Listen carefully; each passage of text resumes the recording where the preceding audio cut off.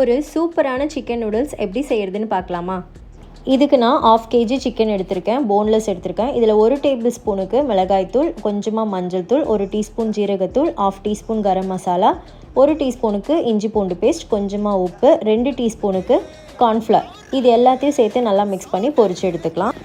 இப்போ ஒரு கடாயில் 2 முட்டை சேர்த்து நல்லா வதக்கிக்கோங்க.